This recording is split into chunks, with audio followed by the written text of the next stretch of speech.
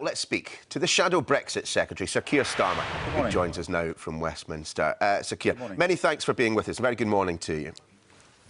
I hope you don't mind, but of course, the breaking news this morning relating to Matthew Hedges, your response, presumably you believe some pretty decent work, some adroit work by the Foreign Secretary. Yeah, I heard what you read of what the Foreign Secretary said, and on this occasion I agree with him on all fronts. This is really good news and a great relief for Matthew and for his family, but I agree with what the Foreign Secretary said about this.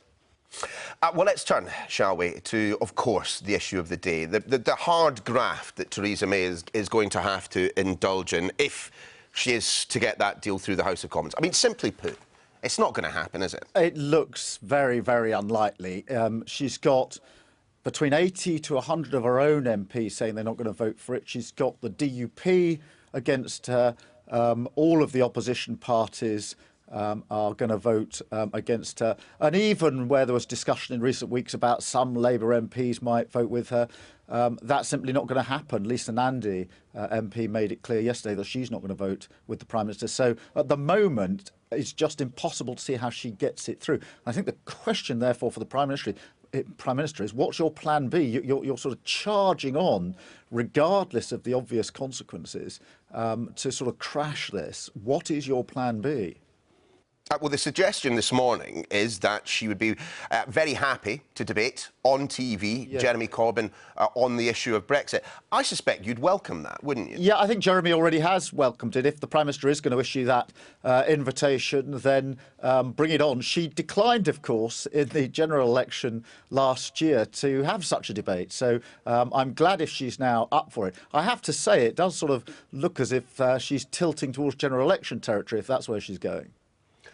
Here's the thing. I asked Stephen Barclay exactly the same question this morning. He was unable to provide a direct answer. What happens?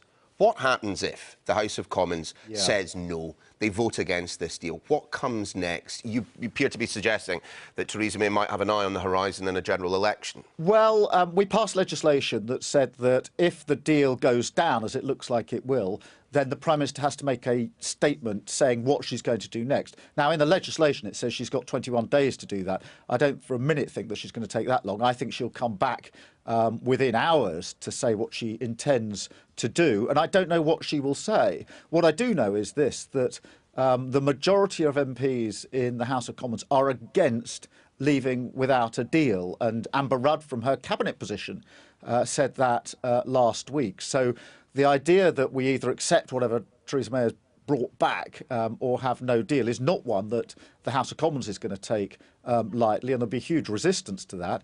The options really are that she goes and has another go at negotiations somehow, or there's a general election, or we press on to other options such as a public vote. Obviously, we'll hear what the Prime Minister says, but I think Parliament needs to assert control at that stage. I mean, Sir Keir, you mentioned renegotiations there, and it's been a point made by yourself and others on the Labour front bench that actually you could have done a better job, that you could, in the time remaining, sort out a better deal, remembering, of course, that we're supposed to be leaving the European Union in March of next year. I just want to play you a few bits of words from some voices that will be familiar from some of the key players on the EU side. I'm inviting those who have to ratify this deal in the House of Commons to take this in consideration. This is the best deal possible for Britain. This is the best deal possible for Europe. This is the only deal possible. What's on the table is the only deal that's on the table. And this is the deal on the table. I don't think there's anything more, no. So you have Juncker, Varadkar, and I believe the Lithuanian Prime Minister, whose name escapes me at this moment, all suggesting that this not simply is not just the Mark Rutte, in fact, it just came to me strangely in my ear. They're all saying it's not just that this is the best deal, but there is no prospect of any renegotiation in the time between now and March. Yeah, well, firstly, I don't agree this is the best deal. I think a much better deal could have been got if the Prime Minister had started in a different place and if she had got a consensus position across So Jean-Claude Juncker was standing in front of the press lying then? Well, no, I don't say he's lying. I mean, whether it's the best... What was he doing then? Well, that's a matter of judgment, isn't it? Whether it's better or best. In my judgment, it's not the best deal. In my judgment, it's not a good deal. And I'm not alone in that, because it looks like the vast majority of MPs agree with me on this issue. The question then is whether it can in any way be reopened. And I'm not surprised that the EU on the day that they're signing the agreement as saying that it can't be renegotiated, can't be reopened. But they know, as we know, that the UK crashing out of the EU without a deal at all is very bad for the UK and very bad for the EU. So we're going to have to look at this again, whether we like it or not, after the vote, because if the vote has gone down, we will have to look at other options for the future of the United Kingdom.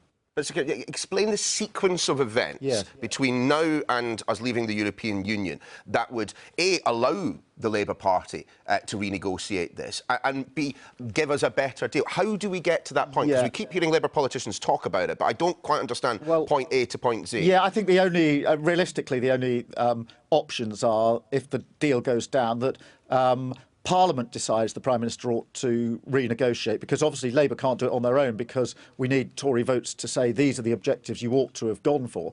So there is that opportunity to say, no, you Prime Minister must have another go to get something which really has the confidence of Parliament. Theoretically, if that doesn't happen, you could have another group trying to negotiate, but I think realistically we're going to have to say to the Prime Minister. Now, that may not happen, there may not be time, I accept that. So that's why when we looked at this at our party conference, we said, if not, then it has to be a general election, because this is a massive failure of negotiation. If not a general election, then other options, including a public vote. So we were trying at our party conference to sort of look at the options.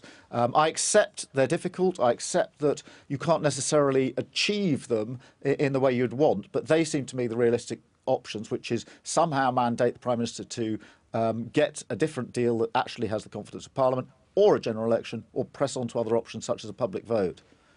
Has the Shadow Cabinet, or indeed just you, have you had discussions about the prospect of a Labour government pausing the Article 50 process? Doing what? Sorry, I didn't quite hear the end. Pausing Article 50. Well, I'm not going to discuss what we discuss in Shadow Cabinet. I don't ever do that, but it is obvious that once we get to December, we've only got 3 months left, and we do have to prevent crashing out without a deal.